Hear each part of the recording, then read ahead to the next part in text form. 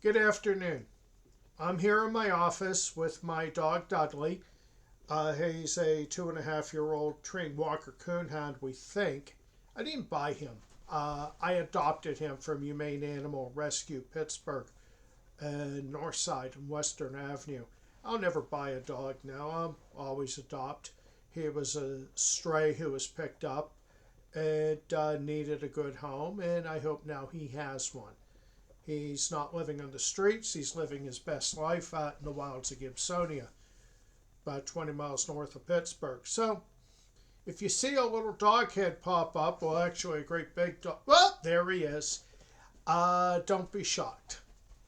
He's a good boy, and if you've seen my other social media, you've undoubtedly seen better pictures of him. And there he goes.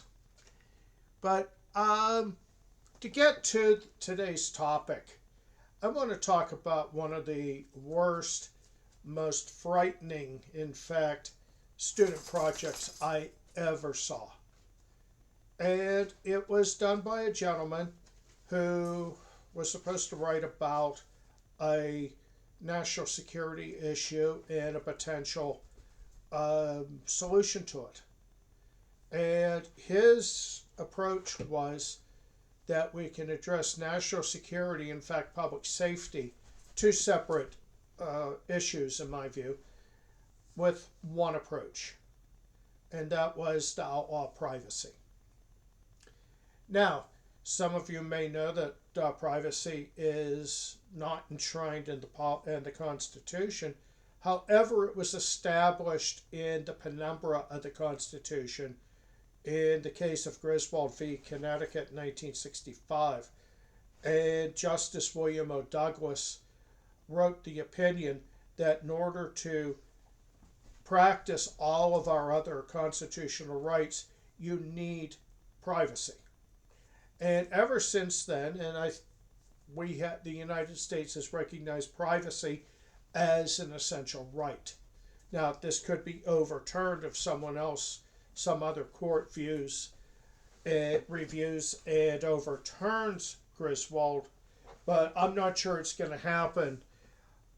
Griswold was about the right to disseminate information about birth control, which was prohibited by a Connecticut state law, and it was written by probably the most liberal justice of them all, William O. Douglas, who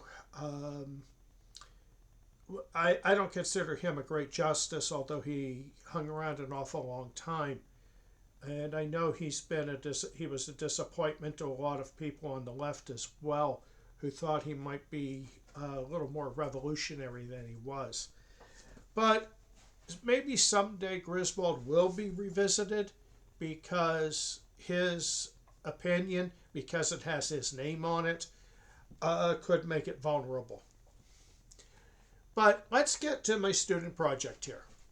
This student wanted to assure our safety and national security by eliminating this right. Not just in theory, but in practice. His solution was to expand federal law enforcement that it could have the capacity to look in on all communications, whether it was by telephone, the internet. However, he wanted a massive eavesdropping bureaucracy that could spot threats early and respond to them. And central to this as well was the expansion of federal power to conduct propaganda. Now, this was his word, not the one that I chose as a synonym. He wanted propaganda to respond to the inevitable resistance to his policy. And this propaganda was to assure everybody the correctness of his elimination of privacy, to show that this would bring much, much greater safety, and that it was certainly wrong to oppose it.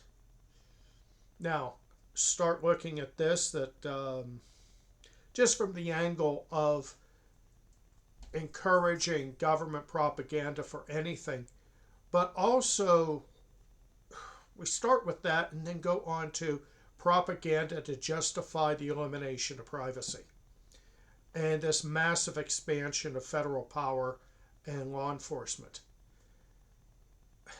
Frightening.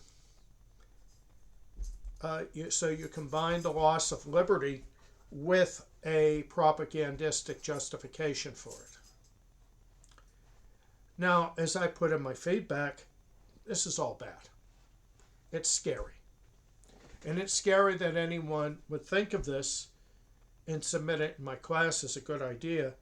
And just when you think it's as bad as you can get, wait, there's more. This gentleman was also a member of the American Armed Forces.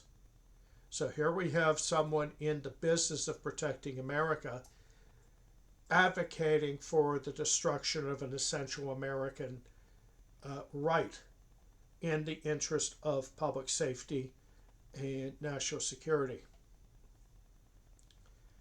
I'll add to it as well, it probably would not have worked in either count. People always seem to find a way to get around monitoring, surveillance. What you can't say over the phone, maybe you say into someone's ear in person. We've seen the history of the mafia, for example, when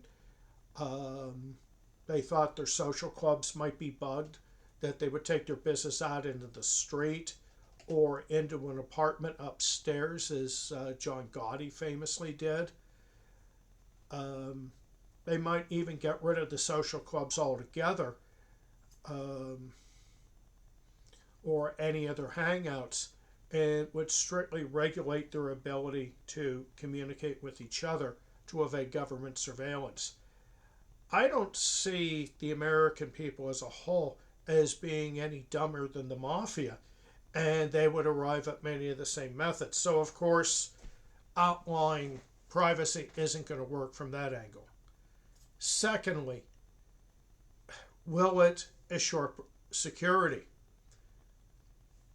Will it assure public safety? My answer is no. So here you have a case of surrendering all liberty in the interest of some security, and it's not going to work. As Benjamin Franklin said, those who surrender liberty for safety end up with neither. That you would still have malefactors excuse me, going out and committing bad acts, maybe as lone wolves, maybe it's through conspiracies and cooperation that escape government surveillance, or they're just undeterred by the idea, okay, government's listening in, this isn't going to stop us. We'll cope with it. So I thought this was an absolutely frightening project. I'm thinking of Jonathan Swift's famous modest proposal to end starvation in Ireland through cannibalism and eating little Irish babies. Of course, he was being satirical about this. My student was not. And I talked to him about this. I said, "Are you being serious?" And he said, "Absolutely, yes." So, just to think about that for a while, that is one of the scariest projects that I've ever had to grade. I don't recall the grade that I assigned it. And one of my philosophies is I never give a grade. A student earns the grade, and I'm just the guy that writes down the number and a little bit of feedback. But the quality, as I recall, was actually pretty good. He used media well. He had a cogent argument. He was articulate. But just because something is written well doesn't mean that it's correct. And in this case, as a political science professor, I had to tell him, "Look, dude, you're wrong." I don't believe I failed him or anything, because that would have been kind of petty on my part, because I didn't agree with his assertion doesn't mean that I have to disregard the quality of it. But the quality of it can't overcome the essential wrongness and the anti-liberty, anti-American core of the argument. Excuse me. That what he wanted to replicate wasn't anything consistent with our values and our history in an American government class. What he wanted to do was basically replicate East Germany. And as we saw, that didn't quite work out either. But when you have a proposal that is more worthy of Walter Ulbricht or Erich Honecker than it is of any American political theory, any American political actor, even the most anti-liberty of them all, it's a bad idea. And totally inimical to our values, and I was teaching American government. So I can't recall the grade, but I do recall that he passed with my cautionary feedback. So that's my scary story of the day, and trust me, I got more. So please feel to like, subscribe, and share. I'm seeing more people subscribe and more people look at the videos, which is always good. So please join the trend. Feel free to do so, and feel free to share this, whether it's to a friend or a student or another faculty member or just anybody at all. I'm not doing this basically for my ego or the pleasure of my dog, even though he's still back here listening. So, thank you again for your time. And there goes my audience. Right at the door, Dudley. So, thank you again, and I'll see you with the next video.